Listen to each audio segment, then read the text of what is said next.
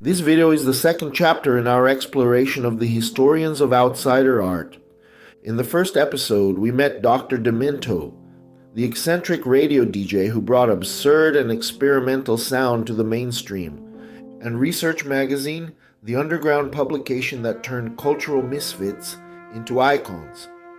Now we move to the next figure in that lineage, Irwin Chusid, author of Songs in the Key of Z, the man who mapped the hidden continent of outsider music, not with irony but with love and precision. Who is Irwin Chusid? Irwin Chusid is a writer, DJ, and music archivist from New Jersey. Since the 1970s, he's hosted shows on WFMU, the legendary freeform radio station where no genre is sacred and no sound is too strange. There, Chusid built bridges between forgotten artists and new listeners, rediscovering names like Raymond Scott Esquivel and the Langley School's Music Project, turning obscurity into revelation. In 2000, he published Songs in the Key of Z, the curious universe of outsider music. It wasn't just a book, it was a manifesto, a declaration that sincerity and imperfection are the last pure frontiers of art. For Chusid, outsider musicians are those who lack self-awareness, but overflow with sincerity. They're not trying to be different, they just can't be anything else. He wrote, "The more wrong something sounds, the closer it gets to originality." That became his creed, a challenge to how we define beauty, creativity, and genius. The book and the philosophy. Songs in the Key of Z invites us to stop judging music by technical ability. Outsider music, he says, is a mutant strain of sonic art, so wrong it's right. What matters isn't perfection, it's truth. These artists didn't chase fame. They chased inner necessity. Their music wasn't built, it erupted, sometimes out of loneliness, sometimes obsession, sometimes divine confusion. And they didn't even know there was a category called outsider. They were simply doing what they were born to do, in basements, bedrooms, and mental wards. The documentary Outsiders, 2003. A few years later, Chusid's vision came to life on screen. In 2003, directed by Beadie, Finzi, and Rupert Murray, produced for Channel 4, UK. A 34-minute documentary following outsider musicians featured in Songs in the Key of Z, including Gazingo, Peter Grudzien, and Alvin Dahn. Irwin Chusid appears throughout, not as a detached critic but as a guide, sitting face to face with the artists he had once mythologized. He talks with Shooby Taylor, the human horn. He visits B.J. Snowden, all names already immortalized in his book. The film feels like a road trip through the American underbelly, a landscape of home-recorded tapes, cracked voices, and wild sincerity. But it doesn't mock these artists, it celebrates them. It's a visual echo of Chusid's mission to show that imperfection isn't a flaw, but a fingerprint. In Outsiders, the music feels alive, imperfect, pure, and human. It captures what Songs in the Key of Z only hinted at, that outsider music isn't a genre, it's a condition of the soul. The album. To accompany the book, Chusid curated the compilation Songs in the Key of Z. It's not a best of. It's a field recording of the human condition. 20 tracks of eccentric brilliance, where the impossible becomes listenable. Pitchfork called it a dead-end alley of pop. But Chusid heard something else, the last refuge of honesty in music. He believed perfection suffocates art, and that imperfection is where discovery begins. The artists, the Shaggs. Philosophy of the world. 3 sisters from New Hampshire, forced by their father's prophecy to form a band. They couldn't keep time or tune, yet their album became legendary.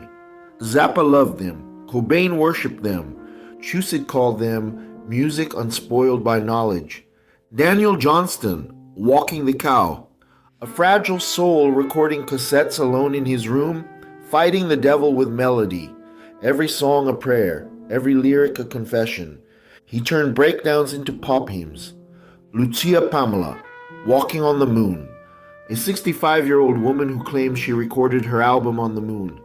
Her laughter and piano made her the cosmic grandmother of outsider music.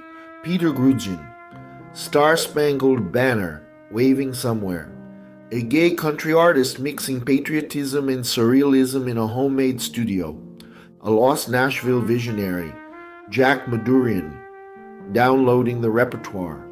A nursing home resident singing for nearly an hour straight. Pure memory, no filter. Chusid called it unconscious art in real time.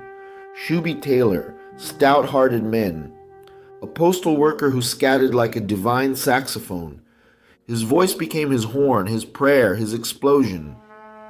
B.J. Snowden, in Canada, a teacher who sang about love and peace with a Casio keyboard and her mother clapping beside her. She embodied unguarded optimism. Eilert Pilarm, Jailhouse Rock, a Swedish Elvis impersonator with absolute faith in his calling. Broken English, pure devotion. Wesley Willis, Rock and Roll McDonald's, a Chicago street artist exercising schizophrenia through humor and sound. Rock over London, Rock on Chicago. Joe Meek, Telstar, the father of DIY production, haunted by ghosts and invention, a genius who burned too bright. Melinda Jackson Parker, cousin mosquito number 1, a Liberian congresswoman fighting malaria through avant-garde funk.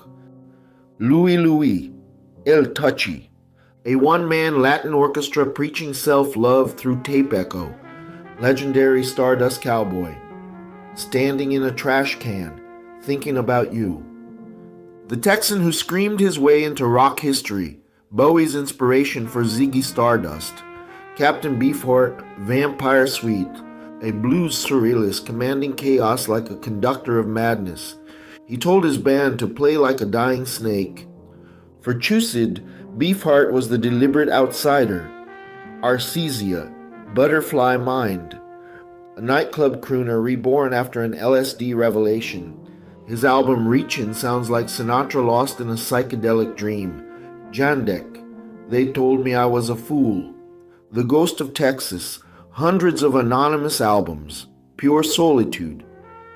Dusty Roads, Row, Baby Your Love's in Town, a traveling country dreamer recording alone with unbreakable optimism. Tiny Tim and Miss Sue, True Love, Tiny's final recording, a trembling duet with his wife. He died soon after on stage mid-song, a poetic end for a man who lived inside music. Reflection, the human edge of outsider music, from Dr. Demento's airwaves to the pages of re/search to Irwin Chusid's obsessive curation. Outsiders have always needed someone brave enough to listen. They remind us that music doesn't have to be perfect to be real, that beauty can grow from chaos, that harmony can rise from dissonance. Each voice in Songs in the Key of Z sings from that in-between space, between madness and meaning, between laughter and grace. Their wrongness becomes revelation. What's your favorite outsider song or artist? The one that sounds wrong but feels more human than anything else? Tell me in the comments. I want to find new ghosts for the next video.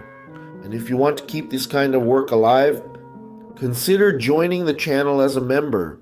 It helps me keep exploring the weird, the forgotten, and the beautiful.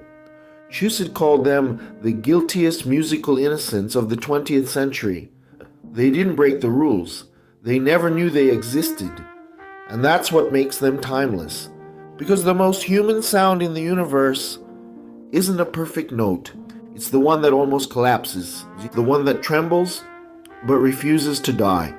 That's the perfect out of tune.